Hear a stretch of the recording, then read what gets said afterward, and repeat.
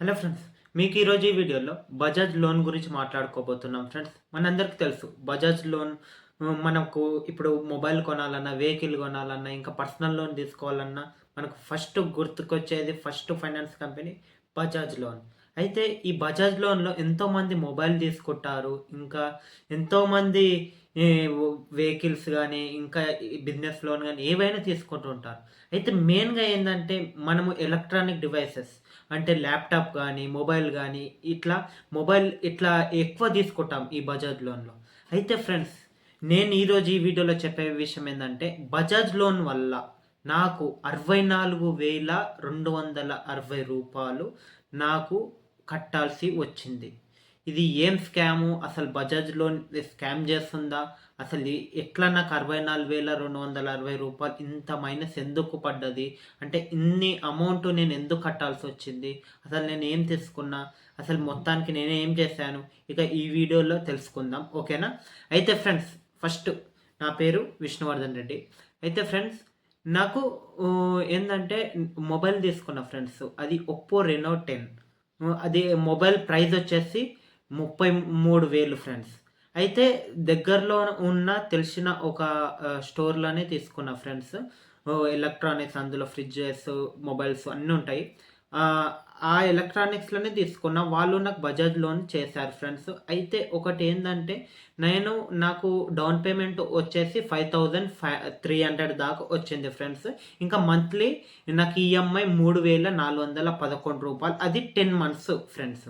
అంటే నాకు ఇంచుమించు మొత్తం ఇంట్రెస్ట్‌తో కలిపి 33,000 మొబైల్ ప్రైస్ అయితే, నాకు ఇంట్రెస్ట్‌తోని కలిపి మొత్తం ఒక 3,000, 4,000 ఒక ఇంట్రెస్ట్ పడతది కాబట్టి ఖచ్చితంగా కట్టాల్సిందే.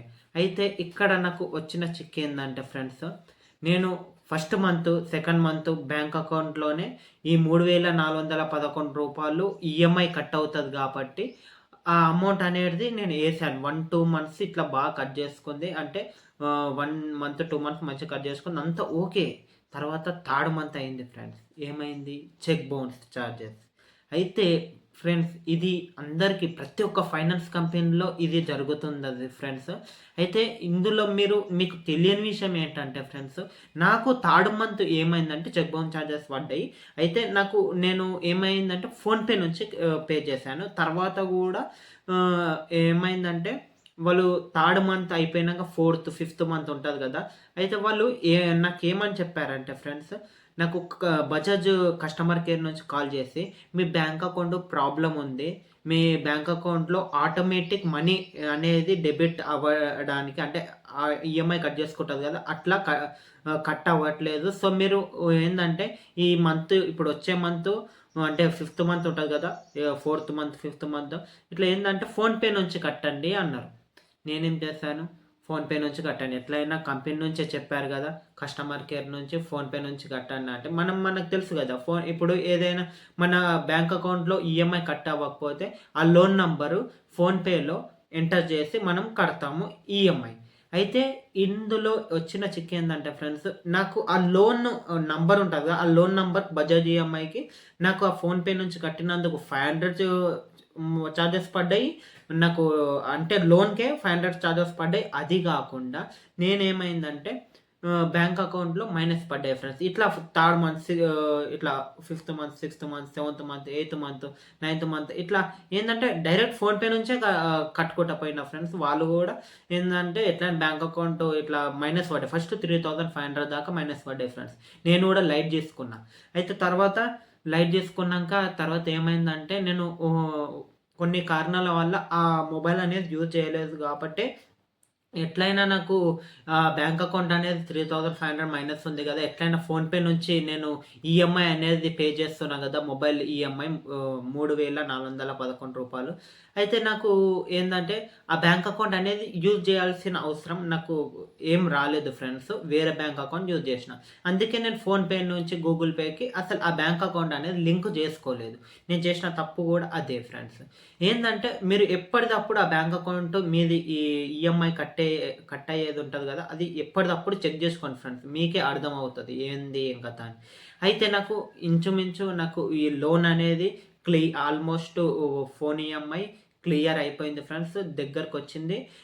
నాకు మళ్ళా నాకు ఈ ఫోన్‌పే నుంచి కట్టినందుకు కూడా మనకు ఎట్లయితే రూ. 3,411 ఫోన్‌పే నుంచి కడతాం గదా!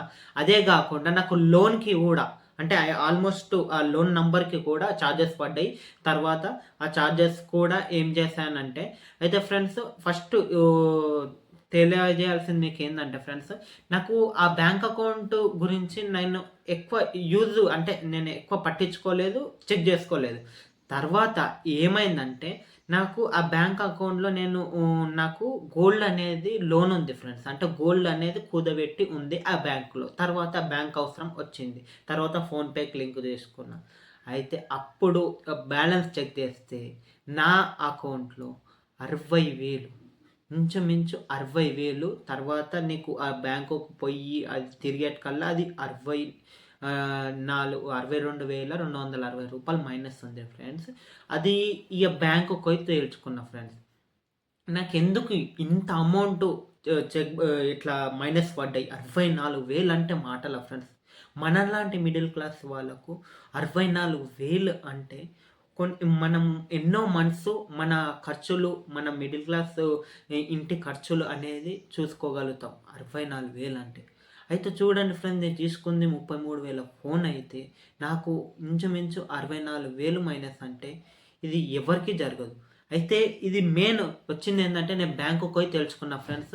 అయితే నాకెందుకు ఈ చార్జెస్ పడ్డాయంటే ఇది చెక్ బౌన్స్ చార్జెస్ అంటారు సార్. మీరు బ్యాంక్ అకౌంట్‌లో ఈఎంఐ కట్టు అవ్వకపోతే ఈ చెక్ బౌన్స్ చార్జెస్ పడతాయంట అని అన్నారు. అయితే ఈ చెక్ బౌన్స్ చార్జెస్ మంత్లీ 595 అంటే రూ. 595 మంత్లీ 2 టైమ్స్ పడతాయంట ఫ్రెండ్స్. ఒకవేళ బ్యాంక్ అకౌంట్‌లోకి ఈఎంఐ కట్ అవ్వకపోతే. అయితే ఆ 595 నాకేమైందంటే మంత్లీ కాదు ఫ్రెండ్స్. ఈ ప్రతి ఈఎంఐకి ప్రతి 3 డేస్‌కి 595 చార్జెస్ పడ్డాయి. అంటే ఆల్మోస్ట్ వాళ్ళు బ్యాంకు వాళ్ళు చెప్పారు గదా! 108 సార్లు 108 సార్లు 595 చార్జెస్ పడ్డాయి. అంటే 108 ఇంటూ 595 అది ఎంతైతది? 62,260 రూపాయలయితాయి. సో, ఇంత చార్జెస్ పడ్డాయి ఫ్రెండ్స్. ఎందుకు ఇట్లా పడ్డాయంటే వాళ్ళు బజాజ్‌లో ఉన్నోళ్ళు ఇట్లా చార్జెస్ చేస్తారు. మీరు ఆ ఆఫీస్‌కి పోయి తెలుసుకోండి అంటే, నేనేం చేశాను వెంటనే ఆ బ్యాంకు ల చెప్పినట్టే నేను దగ్గరలో ఉన్న బజాజ్ ఆఫీస్‌కెళ్ళి నేను తెలుసుకున్నా. నా లోన్ అకౌంట్ నంబర్ చూపెట్టా, అంతా చూపెట్టా. ఇది చూడండి నాకు 60,000 ఆల్మోస్ట్ 62,000 చార్జెస్ పడ్డాయి. నేనేం జేయాలి? నాకిప్పుడు ఆ బ్యాంక్ అకౌంట్‌లో గోల్డ్ అనేది, బంగారం అనేది ఉన్నది. నా బంగారం పోయే పరిస్థితిలో ఉంది. ఎందుకంటే బ్యాంక్ అకౌంట్‌లో మైనస్ 60,000 పడ్డాయి. 60,000 మైనస్‌లో చూపిస్తుంది. నేను నా గోల్డ్ ఎట్లా ఇడిపించుకోవాలి? ఏంది? ఏం కథ? అని బజాజ్ ఆఫీస్‌కి పోయి అడిగితే వాళ్ళు ఏమని చెప్పారు తెలుసా? ఈ చార్జెస్ మేమైతే వేయలేదు. ఈ చెక్ బౌన్స్ చార్జెస్ అనేది బ్యాంక్ వాళ్ళు ఏస్తారు. ఆటోమేటిక్ కట్ అవ్వకపోతే అని వాళ్ళు బ్యాంకోళ్ళ మీద దొబ్బిర్రు అనామతు. ఆ బ్యాంకోళ్ళు ఏమని చెప్పారు? ఇది బజాజ్ లోన్ వాళ్ళే ఏస్తారు 595 ఈడ మెన్షన్ కూడా చేసుంది చూడండి మీ స్టేట్మెంట్‌లో అంటే, ఆ స్టేట్మెంట్ పట్టుకొనే పోయిన బజాజ్ లోన్ అమ్మాయికి మేమైతే ఏం చేయలేము. ఆ చెక్ బౌన్స్ చార్జెస్ అనేది మేము ఏమి తీయలేము. మీరేందంటే ఆ 595 అనేది మేమైతే ఎయ్యలేదు. బ్యాంకు తరపున బ్యాంక్ ఏసారంటున్నారు. ఇక్కడ నాకు ఫ్యూజ్ అవుట్. షాకు. అసలు ఏం చేయాలో అర్థం కాలేదు. ఇప్పుడు నాకు గోల్డ్ ఎట్లా ఇడిపించుకోవాలనేది కూడా అర్థం కాలేదు. ఇక వాళ్ళు ఏం చెప్పారంటే బజాజ్ ఫైనాన్స్‌లో ఆ ఆఫీస్‌లో ఏం చెప్పారంటే మీద అంటే లోన్ నంబర్‌కి 500 చార్జెస్ పడతాయి కదా! అట్లా నాకు 4,000 చిల్లర అట్లేమో ఉన్నాయి. ఆ చార్జెస్ అనేది డిస్కౌంట్ చేసి ఒక రూ. 1,000 కట్టించుకొని అంటే 5,000 చార్జెస్ ఉంటాయి. అంటే మీకు ఈ చెక్ బౌన్స్ చార్జెస్ అలాగా మళ్ళా లోన్ నంబర్‌కి మళ్ళా మనకు బజాజ్ చార్జెస్ ఏస్తాయన్నమాట. దానికి అలాగా. సో, నేను ఆ చార్జెస్ అనేది డిస్కౌంట్ చేశారు.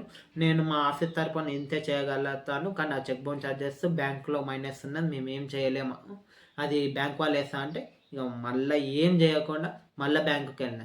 వాళ్ళు ఎట్లా అంటున్నారంటే, లేదు వాళ్ళు బజాజ్ వాళ్ళే ఏశారు అని బ్యాంకోళ్ళన్నారు. ఇవన్నీ గావు. ఎ ఒకరి మీద ఒకరు చెప్పుకుంటారు. ఇది కాన్ముచ్చట అని తర్వాత ఏం జేసినా, సార్ నాకు ఈ బ్యాంక్ అకౌంటు బ్లాక్ చేయండి. కానీ నాకు ఆ గోల్డ్ అనేది గావాలి. నేనైతే ఈ చార్జెస్ మైనస్ అమౌంట్ అనేది కట్టలేదు. నేను కట్టనంటని అన్నా. బ్యాంక్ మేనేజర్‌తోని మాట్లాడినా. అయితే ఆ మేడం ఏం చెప్పిందంటే, మేము మాక్సిమం ట్రై చేస్తాము. మీ గోల్డ్ ఇడిపించుకోవడానికి లోన్ నంబర్‌కి డిపాజిట్ చేయాలి అంటానన్నారు. నేను అక్కడనో ఇక్కడనో అప్పు చేసి తర్వాత అది ఇప్పుడు ఆ గోల్డే అప్పు చేసి మరి ఇడిపించుకోవాల్సిన అవసరం ఉంది. ఇంకా 60,000 ఏడ నుంచి అప్పు తీసుకొచ్చి మరి నేను మైనస్ పైసలు కట్టాలి. అయితే వాళ్ళు అయితే వాళ్ళేమన్నారంటే లోన్ నంబర్‌కి డిపాజిట్ చేయాలన్నారు. అయితే అది కూడా వర్కౌట్ కాలేదు. అది 50,000 దాకానే లోన్ నంబర్‌కి డిపాజిట్ చేయనీకి వస్తదట. కానీ గోల్డ్‌ది కూడా ఆల్మోస్ట్ 68,000 దాకా గోల్డ్ లోన్ ఉందన్నమాట. సో, ఇక వాళ్ళేమన్నారంటే ఈ మైనస్ పైసలు మీరు కడితేనే మీ గోల్డ్ అనేది మీకు ఇవ్వగలుగుతాం. ఇప్పుడు నా దగ్గర ఉన్నది 2 ఆప్షన్స్. ఆ మైనస్ పైసలు కట్టకుండా గోల్డ్‌ని వదిలేయడం. హ్మ్. ఇదొకటే ఇదొక చాయిస్. ఇంకొకటేందంటే ఈ మైనస్ పైసలు కట్టి గోల్డ్ లోన్ అమౌంట్ ఎంతుందో అంత కట్టి బంగారం ఇడిపించుకోవడం. ఇక నేను మా ఫాదర్ చాలా డిప్రెషన్‌లోకెళ్లారు. ఇక నేను నాకు చేయాల్సిన అవసరం ఏందంటే మళ్ళా అప్పు తీసుకొచ్చి ఆ మైనస్ పైసలు కట్టేసా. ఇంచుమించు రూ. 62,269 మైనస్ పైసలు కట్టేసా. ఇంకా గోల్డ్ ఇడిపించుకోవాల్సిన లోన్ పైసలు కట్టాలి కదా! అది కట్టేసా. అయితే చూడండి ఫ్రెండ్స్, మనసొంటి మధ్య తరగతి వాళ్ళకు అసలు వచ్చే జీతమే చాలని జీతం. దాంట్లో మనం ఏదైనా వస్తువులు ఫోన్ తీసుకోవాలన్నా, బైక్ తీసుకోవాలన్నా, ఏది తీసుకోవాలన్నా మన మిడిల్ క్లాస్ వాళ్ళు మనకున్న ఒక ఆప్షనే ఈఎంఐ. ఎందుకంటే మన దగ్గర డబ్బులుండయి. నెట్ పెట్టి ఏదైనా బండి తీసుకోవాలి, ఫోన్ తీసుకోవాలి, ల్యాప్‌టాప్ తీసుకోవాలి, ఏదైనా కొనాలన్నా కూడా మన దగ్గర నెట్ డబ్బులు ఎప్పుడుండయి కాబట్టి ఈఎంఐలనే తీసుకుంటాం. నాకు జరిగినట్టు మీకు జరగొద్దని ఈ వీడియో చేశాను ఫ్రెండ్స్. అది చూడండి 62,000 నాకు మైనస్ పడ్డాయి బజాజ్ ఈఎంఐ ద్వారా. ఈరోజు ఇది నాకే జరిగిండొచ్చు. కానీ రేపు నీకు కూడా జరిగే అవకాశం ఉంది. సో, మీరు ఎట్టి పరిస్థితుల్లో ఒకవేళ లోన్‌లో ఏమైనా తీసుకున్నారనుకో ఆచితూచి తీసుకోండి ఫ్రెండ్స్. కొంచెం ఆలోచించండి. ఒకసారి మనం అప్పుల ఊబిలో పడితే మళ్ళీ బయటికి రాలేము. అది రావాలన్నా చాలా కష్టపడాలి. మనము చిన్న ప్రాబ్లమే అనుకుంటాం గానీ అవి పెద్దయితాయి. చూడండి నేను స్టార్టింగే ఒకసారి బ్యాంక్ అకౌంట్ చెక్ చేసుకొని మైనస్ పైసలు ఇట్లున్నాయని నేను గుర్తించుకుంటే నాకు ఆ 65,000 దాకా నాకు ఆ మైనస్ పైసలు కట్టాల్సిన అవసరమే ఉండకుంటుంటేది కదా! స్టార్టింగ్‌లోనే చూసుకుంటుంటిని కదా! మనం ఫస్టు మొత్తం ఆ ఇన్సిడెంట్ అయిపోయినంక అరే! ముందే ఇది నేను చూసుకుంటే ఇంతవరకు రాకుంటుంటేది కదా! అన్న ఆ ఆలోచన అప్పుడు రావద్దు. అందుకే మనం ముందే చూసుకోవాలి. ఈరోజు నాకే జరిగింది. రేపు పొద్దుగాల నువ్వే బైక్ ఈఎంఐయో ఏదన్నా నువ్వు లోన్‌లో ఏదైనా తీసుకుంటావు. సో, ఇది ఒక్క బజాజ్ ఈఎంఐకి ఇట్లా జరుగుతదని కాదు. చెక్ బౌన్స్ చార్జెస్ అనేది ప్రతి ఒక్క ఫైనాన్స్ కంపెనీకి ఉంటాయి. ఒక్కొక్క కంపెనీకి 295 ఇట్లుంటాయి. కొన్ని 595, కొన్ని 695 ఇట్లా ఉంటాయన్నమాట. ఇవి ప్రతి ఒక్క ఫైనాన్స్ కంపెనీకి ఉంటాయి. కానీ నాకు జరిగినట్టు మీకు జరగకుండా చూసుకోండి ఫ్రెండ్స్. జాగ్రత్త పడండి. ఈఎంఐ ఏమైనా కట్ అయ్యేది ఉంటే బ్యాంక్ అకౌంట్‌లోనే మీరు అమౌంట్ డిపాజిట్ చేసుకోండి. ఒక్క 500 లేదా మినిమమ్ బ్యాలెన్స్ మెయింటైన్ చేస్తూ ఒక 500 ఎక్స్ట్రా ఉండేటట్లే చూసుకోండి. ఆటోమేటిక్ కట్ అయ్యేటట్లే చూసుకోండి. ఈ ఈ చెక్ బౌన్స్ చార్జెస్ ఇవన్నీ పడకుండా చూసుకోండి. ఓకేనా? ఇది ఈరోజు వీడియో ఫ్రెండ్స్. మీ వీడియో నచ్చితే లైక్ చేయండి. మీ ఫ్రెండ్స్‌కి షేర్ చేయండి. అందరూ ఈఎంఐల ప్రొడక్ట్స్ అనేది తీసుకుంటారు కాబట్టి మీ ఫ్రెండ్స్‌కి మాత్రం షేర్ చేయండి friends. Okay friends, thank you for watching this video. మన ఛానల్ సబ్స్క్రైబ్ చేయండి. ఓకేనా? Okay friends, thank you. నాకేమైనా సపోర్ట్ చేయాలనుకున్నా కూడా సూపర్ థాంక్స్‌తో సపోర్ట్ చేయండి ఫ్రెండ్స్. నా ఛానల్‌కి ఉపయోగపడుతుంది. నాకు ఉపయోగపడుతుంది. ఓకేనా? Okay friends, thank you for watching this video.